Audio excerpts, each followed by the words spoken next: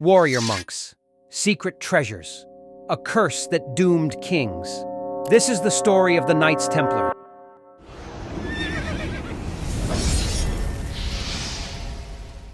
A medieval mystery that still haunts us today. From their humble beginnings as protectors of pilgrims to their rise as one of the most powerful and feared organizations in history. Then, poof, they vanished. But what really happened to them? Did they hide a fortune beyond imagination? Were they guardians of ancient secrets? Or did they simply become too powerful for their own good? The Templars' tale is filled with intrigue, betrayal, and legends that defy explanation. Grab your swords or at least your popcorn, because we're about to dive deep into this medieval enigma. Let's get started. Chapter 1. Origins. Warriors of Faith. Let's set the scene. It's 1119 and the Holy Land is a war zone. The First Crusade has just captured Jerusalem, but the region is far from stable. Pilgrims traveling to the Holy City face constant danger from bandits and Saracen forces. Enter Hugues de Payon, a French knight with a vision. He and 8 companions form a new order, the Poor Fellow Soldiers of Christ and of the Temple of Solomon, aka the Knights Templar. Their mission? Protect Christian travelers. But to understand the Templars, we need to look at the bigger picture. The Crusades were a series of religious wars sanctioned by the Catholic Church to reclaim the Holy Land from Muslim control. The First Crusade succeeded in capturing Jerusalem in 1099, but the region remained a volatile frontier. The Templars emerged in this chaotic environment, initially as a small band of knights dedicated to safeguarding pilgrims. They start small, swearing vows of poverty, chastity, and obedience. The King of Jerusalem, Baldwin II, grants them headquarters on the Temple Mount. Yes,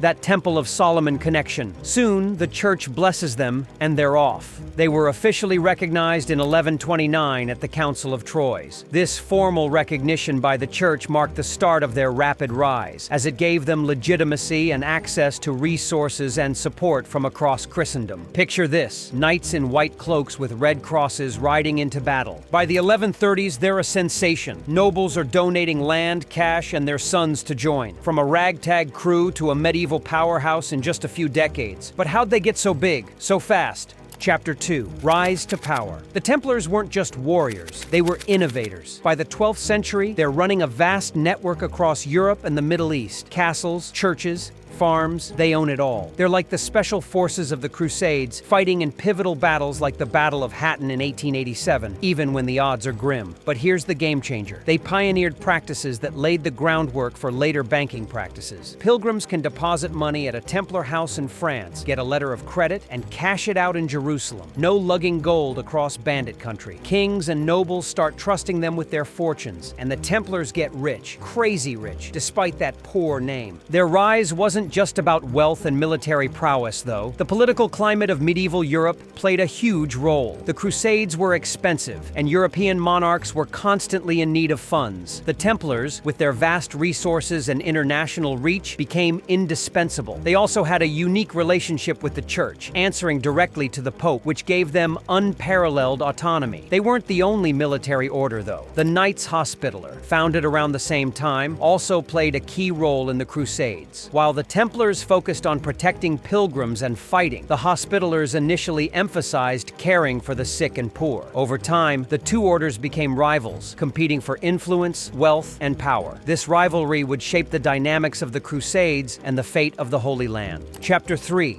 The Fall. Fast forward to October 13th, 1307. Yep, that Friday the 13th. The Templars are at their peak, but cracks are showing. The Crusades are failing, Jerusalem's lost again, and people are blaming the Templars. Worse, King Philip IV of France is broke and owes them big. He's jealous of their wealth and scared of their independence. But the Templars' downfall wasn't just about Philip's greed. The political climate of Europe was shifting. The Crusades were winding down, and the need for military orders like the Templars was diminishing. At the same time, centralized monarchies were rising, and kings like Philip IV were eager to consolidate power. The Templars, with their vast wealth, international influence, and direct allegiance to the Pope, represented a significant significant challenge to royal authority. Their autonomy and power made them a target, as Philip and other monarchs viewed them as a threat to their own ambitions. So Philip pulls a power move. He accuses the Templars of heresy, wild stuff like spitting on crosses, worshipping idols, even secret rituals. At dawn, his men arrested hundreds of Templars across France, including Grandmaster Jacques de Molay. Torture follows. Confessions are forced. The Pope, Clement V, under pressure from Philip, disbanded the order in 1312. But it's worth noting that Clement had his own reasons for disbanding the Templars, including concerns about their growing power and the allegations of heresy. Historians like Malcolm Barber, author of The Trial of the Templars, argue that Philip's motives were largely financial and political. The Templars' wealth was a tempting target, and their independence from royal authority made them vulnerable. The suppression of the Templars also marked a significant shift in the balance of power between the church and the state, as monarchs like Philip sought to assert control over religious institutions. On March 18, 1314, de Molay was burned at the stake in Paris. Legend says he cursed Philip and Clement, and get this, both die within a year. Coincidence? Maybe. But the Templars are gone. Or are they? Their sudden downfall sparks the real mystery. The treasure. Lost or hidden? Okay, here's where it gets juicy. When Philip raided the Templars, he expected vaults of gold, but their Paris preceptory, mostly empty, their fleet of ships in La Rochelle, vanished. So where did it all go? One theory, they hid it. The Templars had months of warning. Rumors say they moved their treasure before the arrests. Some point to Oak Island in Canada, where weird pits and artifacts have been dug up since the 1700s. Others say it's under Rosslyn Chapel in Scotland, tied to Templar symbols carved there. Or maybe it's in Jerusalem, beneath the Temple Mount. Relics like the Holy Grail or Ark of the Covenant, which they might have found during their early days. But here's the thing, these are all legends or hypotheses, not established facts. Historians like Helen Nicholson, author of The Knights Templar, A New History, caution that much of the treasure lore is based on speculation rather than evidence. Philip did seize some Templar assets, but the idea of a vast hidden hoard remains unproven. Secrets and legends. Guardians of the Grail. The Templars' end didn't stop the stories. Their Temple Mount base fueled tales, they uncovered sacred relics. The Holy Grail, Christ's Cup, the Ark of the Covenant, medieval writers ate this up, and later, groups like the Freemasons claimed Templar roots, saying they passed down secret knowledge. Then there's the heresy angle. Those confessions, forced or not, mentioned a head called Baphomet. Was it a demon? A code? Some link it to occult myths that stuck. Others say the Templars were into alchemy or early science, branded as heresy by a paranoid church. Fact or fiction? Hard to say. Their records were burned or lost, and survivors scattered. Some fled to Scotland, maybe helping Robert the Bruce at Bannockburn in 1314. Others joined the Knights Hospitaller. The rest, swallowed by history or hiding in plain sight. But again, it's important to separate fact from fiction. Scholars like Karen Rawls, author of The Templars and the Grail, emphasize that much of the Templars' mystique comes from later legends rather than historical records. Their actual practices and beliefs remain shrouded in mystery, partly because so many of their documents were destroyed. Chapter 4. The Legacy. So why are we still obsessed? The Templars were a paradox. Holy warriors who became too powerful for their own good. Their fall shows how fast fortune flips. Wealth and faith couldn't save them from politics. But their legacy goes beyond the myths. They revolutionized banking, built some of the most impressive fortresses of the medieval world, and played a key role in the Crusades. Their rivalry with the Hospitallers and their complex relationships with kings and popes reveal the intricate power dynamics of medieval Europe. Today, they're everywhere. Assassin's Creed, the Da Vinci Code, conspiracy blogs. People see them as rebels against a corrupt system or keepers of lost wisdom. Archaeologists still hunt their sites. Treasure seekers chase their gold. But the truth? It's buried under centuries of myth. One thing's clear. They shaped the medieval world. Banking, architecture, warfare, and their mystery keeps us guessing. Were they just victims of greed or something more? That's the Knights Templar. A rise, a fall, and a legacy that won't quit. What do you think? Did they hide a treasure, guard ancient secrets, or just get a raw deal? Drop your theories in the comments. I'd love to hear them. And if you enjoyed this video, don't forget to like, subscribe, and hit the bell icon for more untold mysteries. Until next time, keep questioning the unknown.